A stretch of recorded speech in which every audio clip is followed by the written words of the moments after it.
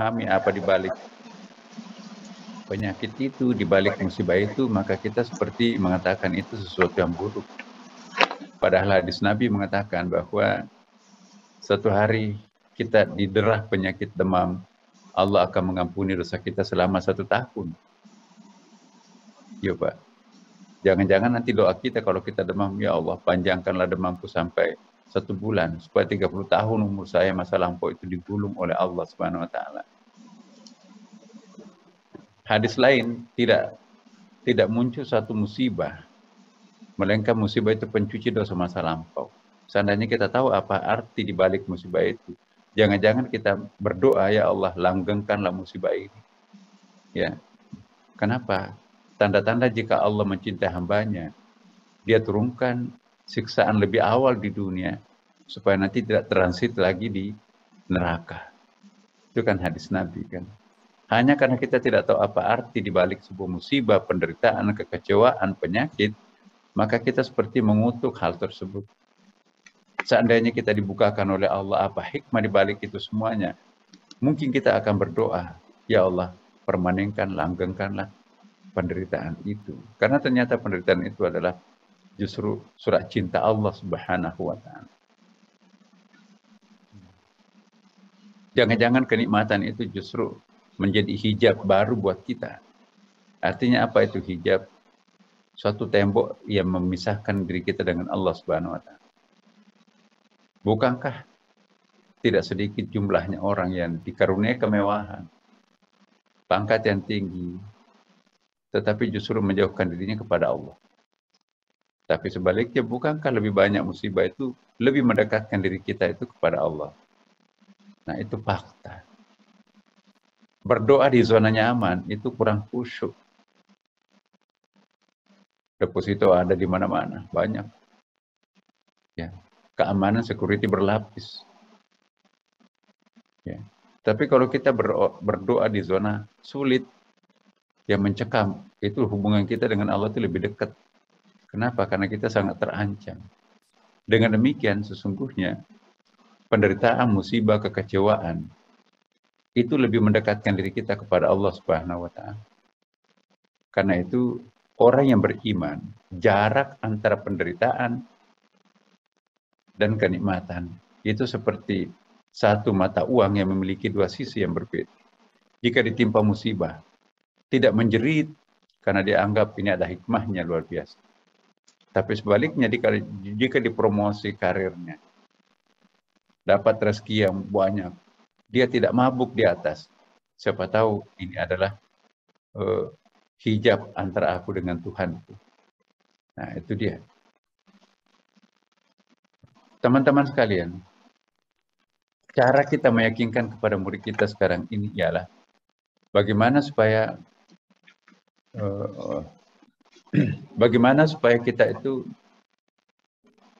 memberikan keyakinan kepada anak murid kita bahwa yang kita cari itu sebetulnya bukan saja ilmu yang bersifatnya jangka pendek itu ya, tapi jangka panjang yang mampu mengantarkan kita untuk hidup abadi dalam penuh ketenangan dunia dan di akhirat. Itulah perbedaan antara sekolah dan madrasah, perbedaan antara murid dengan siswa. Mestinya murid itu padanannya adalah mursyid. Tapi murid menjadi bahasa Indonesia, mursyid belum resmi menjadi bahasa Indonesia. Tapi padanannya adalah guru. Tapi guru juga sebetulnya itu dalam bahasa Hindu itu juga bahasa suci itu. Karena guru itu artinya apa? Dalam bahasa Sanskerta, gu artinya kegelapan, ya, ru artinya obor. Jadi guru artinya obor yang mengusir kegelapan. Bukanlah seorang guru yang baik kalau tidak mampu mengusir kegelapan dalam jiwa dan pikiran seorang anak didik. Bagus juga. Nah, ini pengantar. Dalam Islam, teman-teman sekalian, fungsi seorang guru itu kalau kita lihat di dalam Ihya Ulumuddin, Masya Allah, tanggung jawab kita sebagai seorang guru jauh lebih besar daripada diri kita sebagai seorang murid. Ya. ada 12 kriteria seseorang bisa disebut sebagai mursyid atau guru. Dan ada 6 persyaratan seorang murid untuk bisa disebut sebagai murid. Jadi dengan demikian, benar pepatah bahasa Indonesia mengatakan, guru kencing berdiri, murid kencing berlari. Jadi kalau guru tidak mampu menjadi contoh terhadap muridnya, maka itu bukan guru. Ya. Dia hanya pengajar. Dia bukan pendidik. Pendidik itu ialah mengajar dengan rasa, mengajar dengan batin, mengajar dengan spiritual. Dan tujuannya ialah melakukan proses transformasi knowledge dan juga sekaligus menginstall suasana kebatinan ke dalam jiwa dan pikiran seorang murid. Sedangkan pengajar hanya transformation of knowledge aja, mentransformasikan pengetahuan kepada benak muridnya. Dengan demikian, guru madrasah itu mestinya menjadi seorang mursyid. Ya, atau mestinya menjadi seorang guru dalam tanda kutip bahasa Sanskerta, bahasa Hindu itu orang yang mampu menyalakan lentera hati dirinya sendiri untuk menerangi murid-muridnya. Nah, teman-teman sekalian, lebih besar tanggung jawabnya menjadi guru madrasah daripada guru sekolah. Kalau guru di dalam sekolah hanya menjabarkan kurikulum, oh ini alat tesnya, alat pengukurnya, ya, oh ini PR-nya, oh ini, ya sangat mekanikal sifatnya. Kenapa? Karena transformation of knowledge only, ya, tapi tidak masuk kepada wilayah proses pembatinan. Seorang guru atau seorang guru madrasah, ya, seorang mursyid, saya pinjam istilah mursyid, harus mampu melakukan proses pembatinan materi ajarnya sebelum mereka melakukan proses pembelajaran. Makanya itu persiapan mengajar seorang guru madrasah ya beda dengan persiapan guru mengajar seorang guru biasa. Kalau guru biasa, persiapan mengajarnya simpan di laptop. Oh ini materi ajarnya. Oh ini pertanyaannya. Oh ini alat ukurnya. Oh ini alat peraganya. Ini form evaluasinya yang terakhir. Ini referensinya, buku bacaannya. Oh ya udah selesai. Tetapi seorang guru madrasah sebelum mengajar, persiapan mengajarnya di samping itu tadi ada di laptopnya. Juga guru madrasah itu harus melakukan proses pembatinan terhadap materi ajar yang akan diajarkan kepada murid. Contohnya, salat tahajud. Ya Allah, besok saya akan mengajarkan kitab taharah terhadap murid-muridku. Berikanlah keberkahan. Masya Allah. Sebelum berangkat ke sekolah, salat duha, tambah salat satu salam lagi. Salat hajat, ya Allah. Benar-benar saya mohon materi ajar yang saya akan ajarkan kepada muridku diberikan pemberkahan. Sebelum masuk di kelas, baca surah Al-Fatihah. Ya Allah, bukakanlah pencerahan terhadap anak murid. Begitu masuk di kelas, anak-anak, Assalamualaikum warahmatullahi wabarakatuh. Sebelum kita mulai pelajaran, mari kita berdoa bersama. Al-Fatihah. Sudah itu baru masuk. Dan yang paling penting, guru itu menyimpan materi ajarnya dalam batin. Sehingga nanti yang keluar dari mulutnya itu adalah suara-suara batin.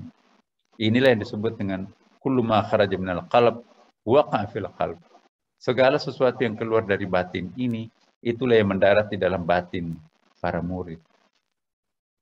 Karena kalau tidak melakukan proses pembatinan, sepintar apapun seorang guru, hanya mampu mengisi, masuk ke telinga kanannya, tapi keluar juga nanti langsung ke telinga kirinya. Akibatnya apa? Anak itu cum laude, anak itu bintang pelajar, anak-anak itu ranking 1. Tapi makin pintar, makin kurang ajar. Banyak kan orang pintar, tapi makin kurang ngajar. Enggak usah pikir anaknya orang lain, anak kita sendiri juga mungkin jangan-jangan bagian dari itu. Karena ukuran kepintaran itu tidak boleh hanya diukur dari nilainya yang tinggi, tapi proses penghayatan materi itu pun juga harus menjadi ukuran. Ini, teman-teman, guru madrasah harus menjadi lambang pencerahan. Apa yang dimaksud pencerahan? Enlightenment. Yaitu memberikan pikiran positif terhadap muridnya, menginstall pikiran-pikiran positif kepada muridnya untuk mencintai sesamanya, terutama untuk mencintai sesama umat manusia, tidak menebarkan kebencian satu sama lain. Ayat mengatakan walaqad karramna bani Adam, Allah memuliakan anak cucu Adam. Ini doktrin kemanusiaan yang sangat luhur dalam ajaran Al-Quran. Kalau kita paham bahasa Arab, Tuhan tidak mengatakan walaqad faddalna bani Adam. Ya. Tapi karrama di situ. Mal farqu bainal karrama wa, apa perbedaan antara fadala dengan karrama? Fadala itu proven, tapi karrama itu adalah pemuliaan. Ya. Jadi penghormatan yang sangat tinggi. Itulah sebabnya di dalam ajaran Islam itu asas yang paling tinggi itu ialah menjunjung tinggi hak-hak asasi manusia tanpa membedakan agamanya apa. Maka itu dalam ajaran Islam itu ya fardu kifayah untuk menyelamatkan orang dalam keadaan tertentu. Saya berikan satu contoh. Ada mayat yang hanyut di sungai. Jangan karena hanya, wah itu kan si A, agamanya non-muslim. Misalnya ada salibnya, wah biarin aja. No. Umat Islam yang benar ialah mendamparkan mayat itu yang hanyut di sungai itu, lalu diurus, lalu dimakamkan. Al-mayyitu haqqullah, mayat itu haknya Allah. Berdosa massal satu kampung, berdosa massal seluruh kampung yang dilewati sungai itu, kalau tidak ada yang mendamparkan mayat itu. Kalau ada mayat yang meninggal, hanya karena dia tidak muslim, lalu dibiarkan tergeletak di makam binatang buas, seluruh kampung itu berdosa. Ini pentingnya. Jadi hak asasi manusia dalam Islam, bukan saja hak asasi, menghargai hak asasinya orang hidup, sampai mati pun juga harus dihormati. Mematahkan tulang rusuk mayat sama dengan mematahkan tulang rusuknya orang hidup. Menginjak-injak perut di kuburan saja dalam Riyadhus Shalihin itu kan ada. Kitab wajibnya pondok pesantren itu. Hadis-hadis pilihan. Muttafaqun alaih atau Bukhari Muslim itu. Menginjak-injak perut kuburan itu sama dengan menginjak perutnya orang hidup. Tanpa membedakan ajaran agama apapun. Wah, nggak apa-apa, itu kan kuburan non-muslim. No. Ya. Penghargaan kita kepada kemanusiaan itu tanpa membedakan agamanya apa. Satu saat Rasulullah SAW itu ya setengah marah karena mendengarkan ada seorang ibu-ibu tua, nenek-nenek kelaparan. Ya. Kelaparan. Kenapa itu kelaparan? Itu kan agamanya Yahudi. Ya Rasulullah. Lalu Nabi menegur, enggak. Perut lapar itu jangan melihat agamanya apa. Wajib hukumnya kita untuk memberikan makan terhadap perut kelaparan tanpa membedakan agamanya apa. Ambilkan ya dana dari kas negara, Baitul Mal. Jadi itu Nabi. Jadi pemenuhan kebutuhan basic manusia itu sangat dianjurkan. Salah satu pemenuhan kebutuhan basic setiap orang ialah hak-hak untuk beragama secara maksimum kepada Tuhannya. Maka itu Rasulullah dalam 2 hadis ya. Suatu saat pernah membantu pembangunan gereja. Ini penting. Tidak bakalan orang itu beribadah, mereka itu beribadah. Ya, nggak sampai selesai bertahun-tahun rumah ibadahnya nggak pernah selesai. Lalu Nabi meminta, bantulah pembangunan rumah ibadah mereka, ambilkan dari uang hibah, jangan diambilkan dari uang wakaf atau uang zakat. Jadi uang hibah. Dalam Islam itu kan ada pundi-pundi, ada hibah, ada wasiat, ada waris, ya, ada sedekah, ada infak, ada jariah, ada zakat, ya ada lukata, ada fai, ada humus, ada usyur, ada apa namanya, ghanimah dan seterusnya. Ada 27 konsep pundi-pundi Islam itu. Nah, boleh kita ambilkan dari uang hibah. Hibah itu tidak diperuntukkan secara khusus siapapun kira-kira yang memenuhi kriteria kemanusiaan itu boleh. Membangun jembatan. Nabi malah memerintahkan ambilkan dari uang hibah. Bantu pembangunan rumah ibadah saudara kita sendiri. Sebelum prajurit pergi berperang, Nabi selalu mengapel prajuritnya, saya nasihatkan kalian 4 hal jangan dilakukan dalam medan perang. 1, jangan mengganggu perempuan. Nah ini, sekalipun kalian menang dalam peperangan, jangan pernah mengganggu perempuan. Jangan mengganggu orang-orang yang ajus atau ajusah, apa itu ya bahasa Indonesianya itu. Orang tua bangkah ya, kakek nenek lah yang bukan militer gitu. Yang ketiga, jangan mematahkan ranting pohon apalagi merusak tanaman, membakar. Dan yang keempat, ini yang penting. Kalian jangan sampai ada yang merusak rumah ibadah orang lain. Itu etika peran dalam Islam yang ditetapkan oleh Rasulullah SAW. Jangan pernah merusak-rusak rumah ibadahnya orang lain. Jangan mengganggu perempuan dan orang tua. Anak-anak tentunya termasuk. Nah ini dia. Jadi guru madrasah ini harus mampu menjadi obor di dalam masyarakat.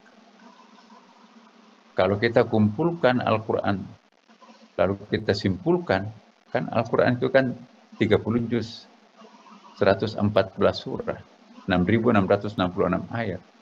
Kata Rasulullah kalau itu dipadatkan semuanya, maka pemadatannya adalah surah Al-Fatihah. Kalau surah Al-Fatihah yang 7 ayat itu dipadatkan, maka pemadatannya adalah ayat pertamanya, yaitu Bismillahirrahmanirrahim. Dengan menyebut nama Allah yang Maha Pengasih, Maha Penyayang. Kalau itu dipadatkan lagi, maka itu 2 kata terakhirnya, yaitu Ummul Asma. Induknya semua nama-nama. Kita kenal ya dalam Islam, ada 99 Asma'ul Husna, the beautiful names itu. Nah, induknya seluruh nama itu adalah Ar-Rahman, Ar-Rahim. Apa artinya Ar-Rahman, Ar-Rahim? Maha Pengasih, Maha Penyayang. Kebetulan ini berasal dari satu akar kata. Ar-Rahman dan Ar-Rahim, satu akar kata asalnya, yaitu Rahimah. Apa artinya Rahimah? Rahimah artinya cinta atau kasih. Jadi kalau dijadikan satu kata Al-Quran itu, maka kata itu adalah cinta atau kasih. Nah, sangat tidak pantas kalau kita memperatasnamakan Islam itu untuk mengumbar kebencian. Lalu kita mengumbar kemana-mana, kemarahan, kemurkaan. Akhirnya orang ketakutan, akhirnya orang cemas. Itu sama sekali bertentangan dengan esensi ajaran Islam yang mengajarkan cinta, rahmatan lil alamin, ya kan? Rahmat bagi alam semesta, bukan hanya umat manusia. Semut pun juga merasakan nikmatnya Islam. Ya. Pernah Rasulullah marah karena ada orang lewat di sebuah pagar, digigit semut. Jengkel, kakinya dikerumuni semut, digigit, dia ambil api, bakar pagar itu. Matilah sarang-sarang semut atau semut-semut itu. Nabi marah. Panggil itu orang itu. Hai, fulan. Hanya Allah yang berhak menyiksa dengan api. Anda tidak berhak untuk menyiksa orang, menyiksa makhluknya dengan api. Semut pun tidak boleh kita siksa, apalagi anak manusia itu yang sangat dimuliakan oleh Allah itu. Nah, inilah teman-teman semuanya. Fungsi kita sebagai guru madrasah, bagaimana mendoktrin anak kita itu menjauhi kebencian. Tapi bagaimana mengajak mereka itu untuk bertenggang rasa, bukan saja mencintai sesama umat manusia, tapi mencintai seluruh makhluknya Allah. Jangan merusak lingkungan. Karena kalau kita merusak lingkungan, itu mempercepat proses dunia ini kiamat. Ya. Dharal fasadu fil barri wal bahr bima kasabat aydin nas. Rusak ini. Terjadi kerusakan di darat dan di laut akibat tangan-tangan jahil manusia itu. Jadi yang mempercepat proses kiamatnya dunia itu adalah tangan jahilnya segelintir manusia. Nah, kalau ingin memperpanjang usia dunia ini, mari kita menganjurkan cinta kasih, bukan saja kepada sesama umat manusia, tapi cinta terhadap makhluk yang lain. Cinta terhadap tumbuh-tumbuhan, tanaman. Kata Rasulullah SAW, seandainya besok dunia ini pasti kiamat, maka tetaplah kalian menanam pohon. Masya Allah. Coba. Besok sudah resmi dunia ini kiamat. Nabi masih menganjurkan umatnya, tetaplah kalian menanam pohon. Begitu pentingnya menanam pohon. Jangan mengotori air. Nah, Rasulullah SAW ayubalu bil ma'il jari. Allah melarang kita membuang kotoran di air mengalir. Jadi jangan menjadikan sungai itu sebagai tong sampah umum atau WC umum. Marah Nabi itu. Nah, Rasulullah SAW ayubal fil ma'ir rakid. Nabi juga melarang kita untuk membuang kotoran di air yang tergenang. Ya Allah. Luar biasa ini. Jadi bukanlah seorang muslim yang tidak mencintai lingkungan hidupnya. Ya. Ekosistem yang mempercepat, yang mempertahankan kelestarian alam ini itu berkontribusi terhadap kelestariannya alam semesta. Tapi kalau ekosistem ini hancur, maka proses kiamat itu akan segera terjadi. Nah, tantangan guru madrasah, bagaimana mengajarkan muridnya menjadi murid-murid yang lebih menekankan kelembutan, feminin. Jangan menciptakan murid-murid yang maskulin, yang kasar, yang struggle. Tapi kita harus menciptakan murid yang nurturing, feminin, lembut. Itulah akhlakul karim. Allah Subhanahu wa taala lebih menonjol sebagai feminine God daripada masculine God. Allah lebih menonjol sebagai Tuhan keibuan daripada Tuhan kebapaan. Coba lihat Asmaul Husna 99. 80% itu sifat feminin, hanya 20% sifat maskulin. Itu pun jarang terulang. Al-Muntaqi maha pendendam. Maha pendendam, awas loh. Al-Mutakabir, Allah maha angkuh. Hanya satu kali terulang dalam Quran. Tapi Ar-Rahim, maha penyayang, 114 kali terulang dalam. Ar-Rahman, maha pengasih, 57 kali terulang dalam Al-Quran. Jadi, nama-nama Allah yang bertaburan dalam halaman demi halaman Al-Quran, kitab suci umat Islam ini, ialah nama-nama feminin, bukan nama maskulin.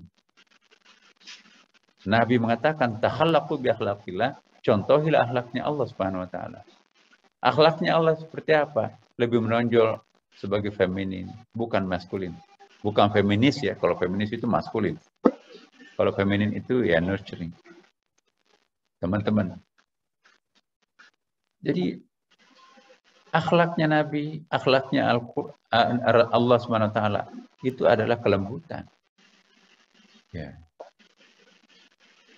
Islam itu sendiri kan juga disebut inna dina indallah al-Islam. Agama yang diturunkan Allah itu adalah untuk umat Islam, itu namanya Islam. Islam itu artinya apa? Tunduk, pasrah. Ya kan?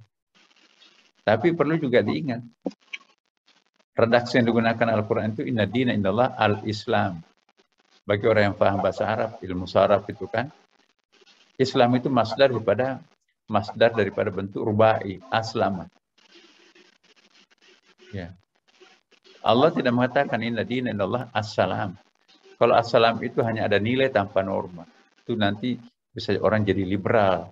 Yang penting human relation-nya bagus, toleransinya bagus, sudahlah ya. Itu sudah beragama salam. Tapi Islam itu di samping punya nilai, ada juga norma. Ya. Jadi not only norm, tapi juga ada values-nya. Not only values, tapi juga ada norma di situ. Ada values-nya, ada normnya di situ. Itu rubai. Tapi Allah juga tidak mengatakan inna dina indallah al-istislam, sudasi. Masdar daripada istaslama dalam bahasa Arab itu, ya, walaupun akar katanya sama, tapi ditambah satu huruf itu membentuk pengertian yang berbeda. Beda-beda itu artinya. Salima membentuk salam. Ya, yang penting bagus, human relation-nya bagus. Tapi menyembah kepada Allah itu nggak ada urusan. Maka itu tidak bisa disebut inna dina indallah as-salam. Harus ada rewarding and punishment. Kalau kita bicara tentang rubai, maka itu disebut Islam. Tapi Allah Maha tahu kalau manusia itu punya keterbatasan, punya kelemahan, maka itu dia tidak menyebutkan agamanya istislam. Padahal itu kan perfect, yang sempurna kan, sudasi. Kenapa? Allah tahu kalau manusia itu bukan malaikat. Manusia itu punya nafsu. Ya, kalau seandainya Tuhan mengatakan inna dina indallah al-istislam, tidak boleh manusia itu melakukan kekeliruan sedikit pun. Kita bukan malaikat. Innal insana fi mahallil khata' wa nisyan. Manusia itu tempatnya kekeliruan dan kehilapan. Nah, kalau hilaf, ada pintu taubatnya kan. Allah Maha penerima taubat bagi orang yang bertaubat. Allah Maha pengampun, Maha pemaaf, al-afu, al-ghafur. Ya, jadi gitu. Saya mohon betul kepada para guru, mari esensi ajaran Islam ini kita ajarkan. Ya. Jangan mengajarkan sesuatu yang tidak esensial, bahkan mungkin rekayasa, atau mungkin kesalahpahaman kita di dalam memahami ajaran Al-Quran. Maka itu perlu memahami ajaran ini secara komprehensif, secara mendalam. Bukan saja agama Islam, tapi agama apapun, sebaiknya harus mendalami agamanya masing-masing. Kenapa ada radikal? Itu menjadi tanda orang itu belum memahami agamanya secara komprehensif. Dia pakai kacamata kuda. Nah, Islam itu 23 tahun lamanya Allah turunkan. Itu bukan jumlah waktu yang sedikit. Tidak manusiawi Quran itu kalau turun sekaligus. Kita kan bisa menginstal Quran itu dalam tempo 1 menit, 30 juz, terjemahannya lengkap, tafsirnya lengkap, bahkan lagunya pun juga masuk. Kenapa Tuhan tidak menurunkan seperti kita menginstal di komputer Al-Quran itu? Tidak manusiawi kalau Quran turun 1 hari misalnya. Orang Arab itu kan budayanya minuman keras, peminum. Makin banyak botol minuman keras yang diminum, makin hebat. Ya. Diperlukan 4 ayat turun untuk menghapuskan minuman keras itu. Pamungkasnya, rijsum min amali syaitani, fajtanibuhu, jauhi, itu perbuatan syaitan. Budayanya Arab itu, sistem perekonomian Arab itu rentenir, ribawi. Kalau langsung di-cut, nggak boleh main riba, nggak boleh rentenir, lumpuh perekonomian Arab. Maka itu diperlukan 7 ayat yang turun secara kronologis 10 tahun itu. Baru sampai pamungkasnya, ahalallahu al-bai' wa harrama riba. Jual beli boleh, riba haram. Jadi memperkenalkan Islam tidak boleh seperti membalik telapak tangan. Seperti yang dilakukan oleh para teroris itu. Dia pikir pokoknya kalau nggak mau tunduk, sekarang juga hantam. Kejar gitu. Waduh, bom bunuh diri lah. Jangan pernah mengatakan bahwa bom bunuh diri itu mulia. Hadisnya tegas ya teman-teman. Orang yang bunuh diri itu mati kafir. Bahkan dalam kitab fikih, orang yang bunuh diri jangan disolati, karena itu yang disolati hanya orang muslim. Orang bunuh diri, kata Nabi, itu adalah mati kafir. Nabi tidak pernah memperkenalkan konsep bunuh diri. Sahabat pun juga enggak. Dari mana tuh belajar agama? Bunuh diri boleh. Orang yang tidak berdosa, mati bergelimpangan. Dapat bidadari potong kompas masuk surga. Mana ada bidadari? Membunuh orang yang tidak berdosa. Bunuh dirinya sendiri. Seandainya ada pilihan, lebih baik membunuh orang lain daripada bunuh diri. Membunuh orang lain masih ada kesempatan bertobat. Tapi kalau kita bunuh diri, nggak ada kesempatan bertobat, dan itu mati kafir. Tuh, kaidah usul fikihnya seperti itu. Karena itu teman-teman semuanya, bangsa Indonesia ini menjadi terhormat, disegani seluruh umat manusia, bangsa-bangsa lain, karena kita mempunyai konsep pemahaman keagamaan komprehensif. Kenapa komprehensif? Karena kita mengkombinasikan antara budaya dan agama. Ini penting. Agama itu tidak indah tanpa adat. Coba kalau perkawinan misalnya. Perkawinan itu kan gampang tuh. Ada calon pengantin laki-laki perempuan. Ada wali yang mengawinkan. Ada saksi 2 orang laki-laki. Ada mahar. Ya, misalnya Quran. Ada sigat ya, yang mengawinkan. Udah selesai. Jadi nanti kalau rekreasi ke puncak, yuk ke puncak yuk. Tiba-tiba mau kawin, yuk kawin yuk. Oh, ada walinya, udah. Omku ada. Udah. Atau janda, nggak usah ada wali. Ya. Kemudian ada mushaf Quran, ada saksi 2 orang, udah selesai. Langsung tidur satu kamar, nggak ada masalah. Tapi apa jadinya kalau perkawinan seperti itu? Tidak ada proses pengakaran rasa di situ. Akhirnya segala sesuatu yang gampang dilakukan itu gampang bubar. Nggak ada shock terapinya kan. Tapi kalau kita di Indonesia, coba perhati. Ya, ada peminangan, ya, pelamaran, ada adat istiadatnya, melamar itu pakai puisi-puisi itu segala macam. Ada walimanya, pestanya segala macam, undangannya, wah terhormat. Akhirnya kalau orang mencerai, mikir betapa banyak keringat yang mengucur untuk perkawinan kita. Masa kita mau egois? Ya. Jadi kalau hanya agama tanpa adat, agama itu nggak indah. Percantiklah agama itu dengan mengakomodir kearifan lokalnya. Jadi tidak mesti harus menjadi orang Arab, mirip orang Arab untuk menjadi the best Muslim. Kita bisa tetap menjadi orang Jawa, orang Bugis, orang Batak, tapi pada saat bersamaan kita bisa menjadi the best Muslim. Ya. Perintahnya Al-Quran hanya satu, tutup auratnya. Bagaimana penutup auratnya itu kearifan lokal. Indonesia pakai mukena, Indonesia pakai sarung. Ya, cukup itu. Jadi tidak bisa kita mengatakan bahwa yang paling Islam itu yang pakai cadar, yang paling Islam itu adalah pakai gamis. Ya, apalagi di atas mata kaki. Ya, no. Yang penting esensi Islam itu menutup aurat. Penutup auratnya itu serahkan kearifan lokalnya. Ya, Libya pakai abaya perempuannya. Arab pakai hijab. Afghanistan, Tajikistan, Uzbekistan itu pakai jilbab. Iran pakai cadar. Ya. Dan kearifan lokal itu ada. Kita pakai sarung.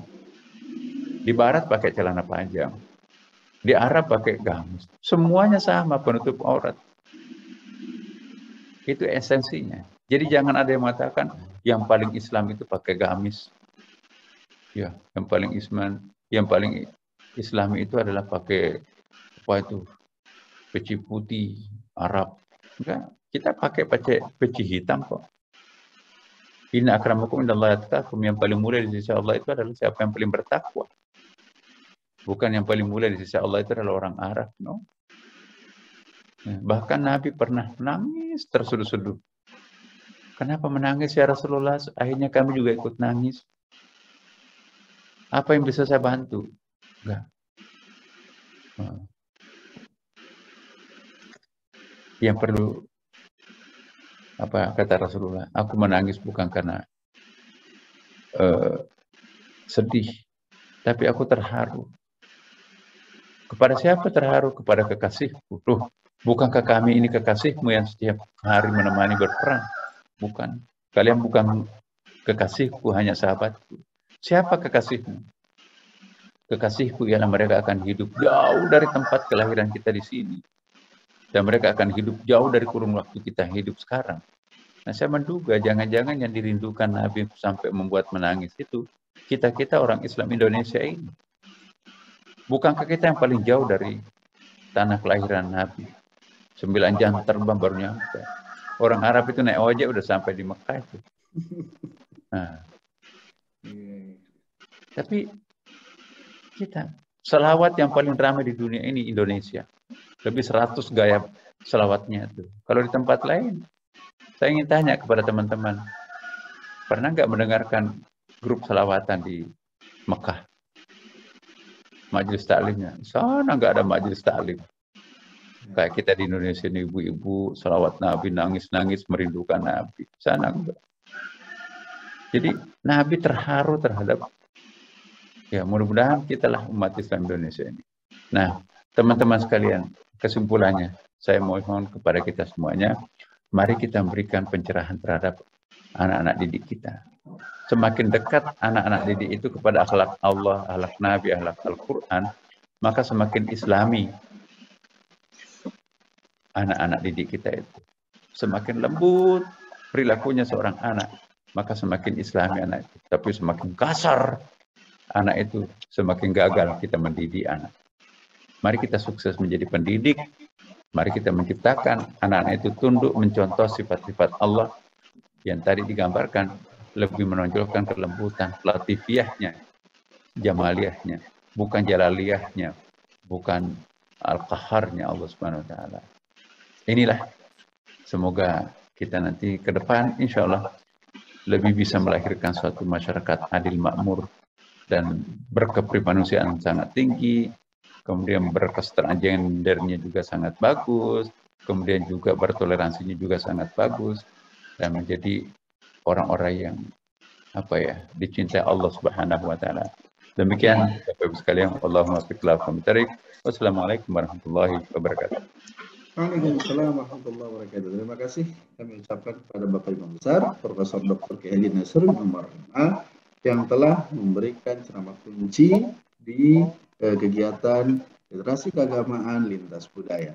Bapak Ibu yang kami hormati dan kami banggakan, Bapak Imam Besar yang kami hormati, sebelum ditutup sesi ini, alangkah baiknya kita membuat sebuah kenangan indah, yaitu dengan berfoto bersama dengan Imam Besar. Pada kesempatan sore hari ini, baik untuk teman-teman silahkan mempersiapkan diri, kemudian menghidupkan kamera. Jangan lupa bagi yang mau tersenyum, dibuka dulu maskernya biar kelihatan senyumnya. Baik, silahkan. Pada operator, kita mulai dengan hitungan 3. 1, 2, 3. Lanjut lagi, slide berikutnya. 1, 2, 3. Kemudian lanjutkan 1, 2, 3. Dan kita lanjutkan kembali 1, 2, 3. Terakhir 1,